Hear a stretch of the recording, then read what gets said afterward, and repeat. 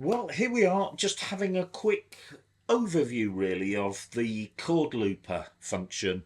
In this case, on Yamaha Genos 2.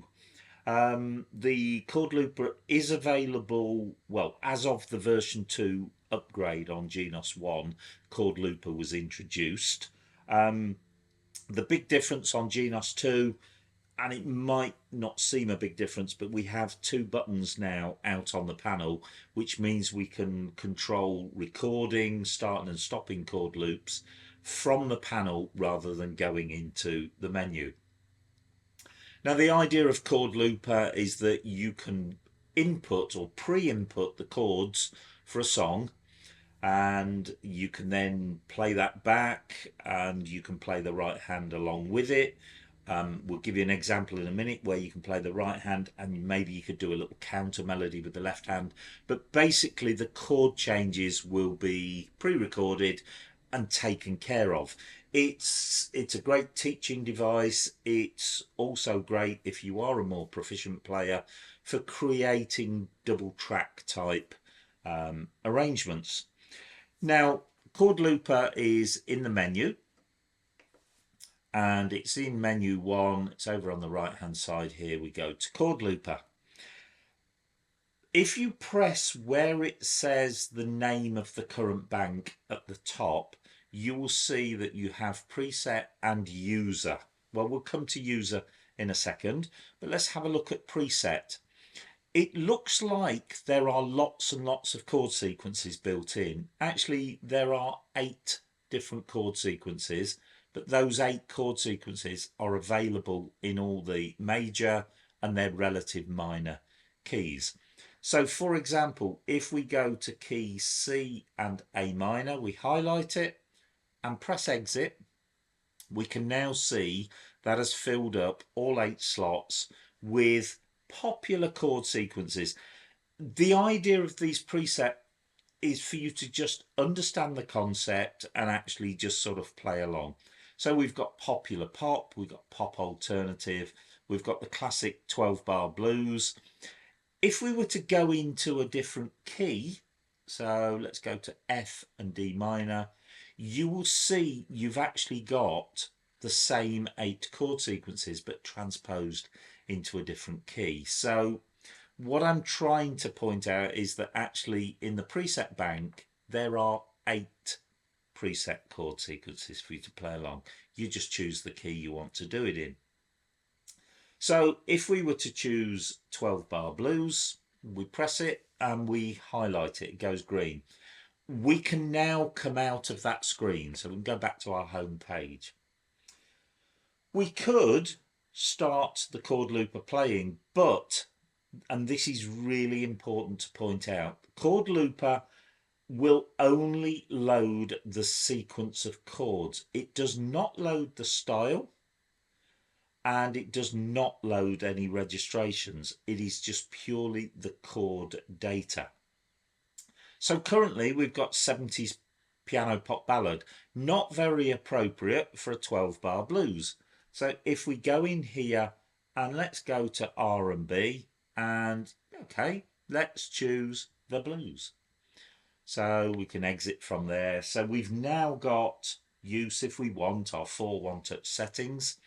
And all we need to do is arm the sequence ready to play.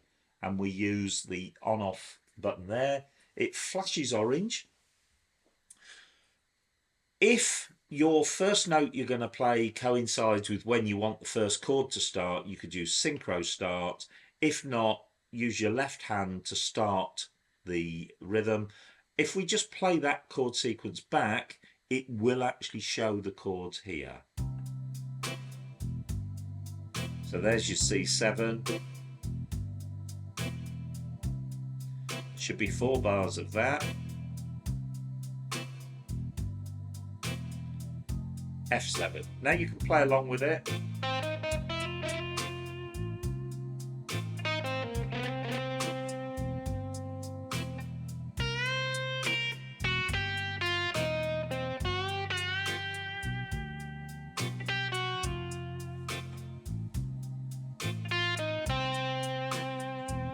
Okay, we you can stop the sequence playing back. Let's try a totally different rhythm to it. So maybe we will try blues shuffle, higher tempo. Let's come out of that. Let's see what sound it's given us. Piano, okay? I can just press the on off again. I haven't chosen a different chord sequence, so I know it will be our 12 bar blues that comes back like this.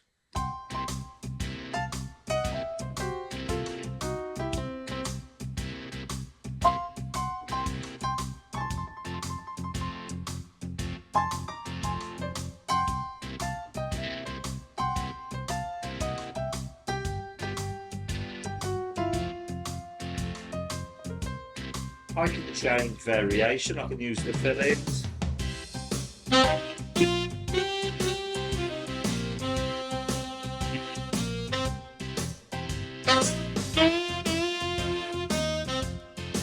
And so on. So you can have great fun, you can try different tunes with different styles. But chord sequence is all about putting your own sequence in. So I'm going to go back into my chord looper in the menu, and I'm going to create a new chord looper bank, and we just press new there, and it calls it new chord looper bank. That's all we need to do at this point. We go back to our home page. What am I going to use? Well, I'm going to go into easy listening. No, it's not. I think it's in oldies, the one I want. Yeah, it's on page 5. It's called Light Ballad. It's just a lovely little guitar style backing. Now I'm going to record my chord sequence for a particular song. And like I said, the chord sequence is just the chord data and the chord changes. It's not recording this style. It's, if I want to play along with my right hand as a guide, you can, because it won't record it. So I'm going to choose variation 1. For the sakes of inputting the chords, you don't have to worry about putting fill-ins and changing rhythm variations. Just leave it on the same variation and let's play the chords in. So I'm going to use synchro start, but this time I need to use this other button, which is called record. Once it's flashing, it's armed, ready to record as soon as I start to play.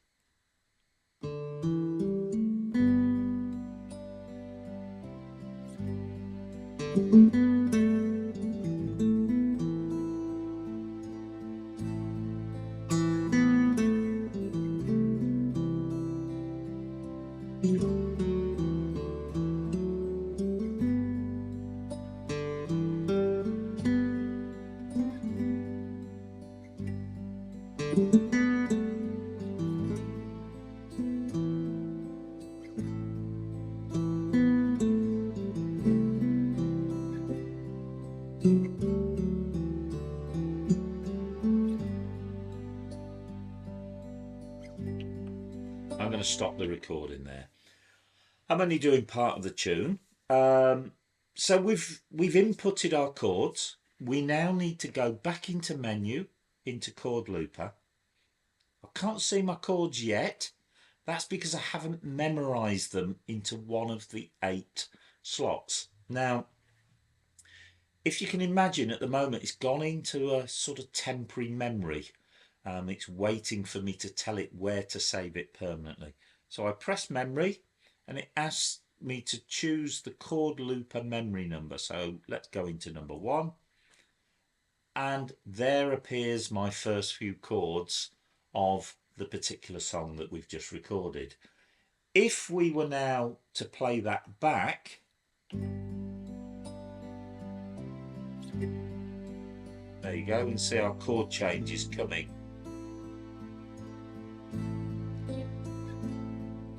And if we were to exit back to the home page, those chord changes will still show in the orange style part of the screen.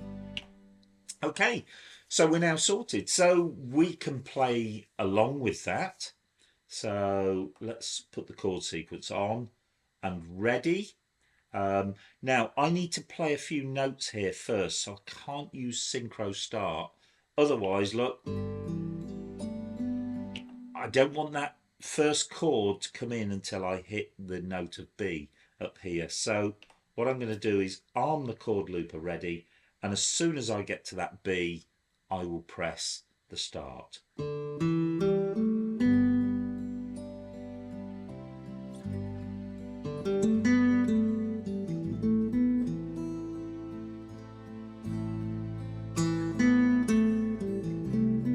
So we can change registration.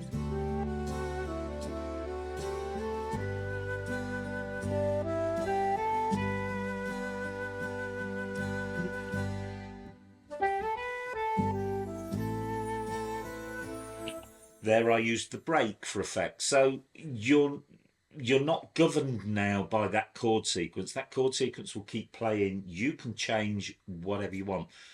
I could decide actually there might be a better style for that, so I could go in and choose a different style and it would still play that same chord sequence. Obviously, when you choose another style, remember that it will choose the default tempo, so you'll need to set the tempo to suit the piece you played.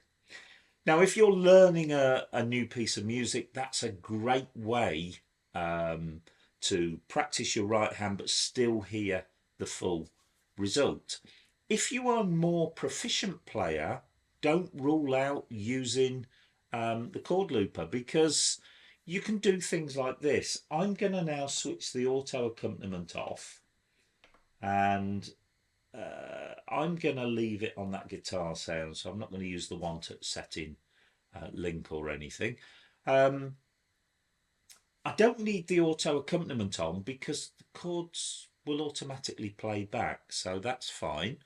What I'm now going to do, I'm going to split the keyboard with a left voice, and I'm going to use a nice pop cello down here in the left hand.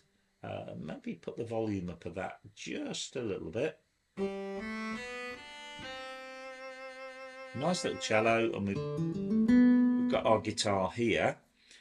If we're to arm the chord looper, sorry, let's get that ready to play. I can now play the right hand, and I can try some different things with the left hand. I can experiment.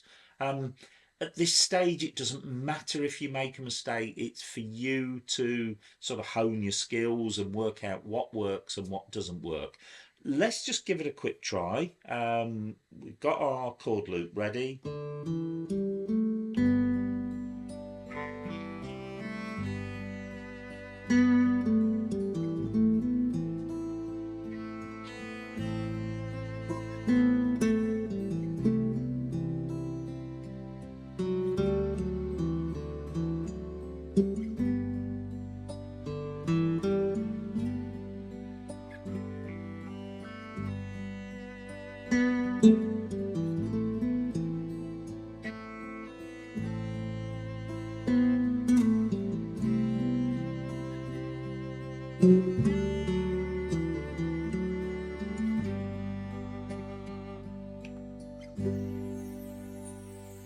There you go, we're only doing part of it. So what I was able to do there was just literally echo what I was doing on some phrases in the right hand. Oh, got the accompaniment back on. And you get some really nice effects, and it helps you develop some new skills. If we just go back into chord looper just to finish off, what you will need to do is save that. So you press save. You can either save it in the user section, or if you have a USB pen connected, you can save. So save here, and all you do is delete that name. Now, if you're going to do, say, 8 different ballads, you might want to call it My Ballads, but if you're just happy with that one chord sequence in there, I'm just going to give it the name of the song, which was Vincent, Don McLean. There we go. It's now saved. So if we now, when we're in Chord Looper, we can look at preset, they're still there. If we go to user, there is Vincent, we can select it, and there is my chord sequence, which we can select and then play along with. It's great fun, so that's how it works on Yamaha. We'll have a look at how the chord sequencer works on Korg.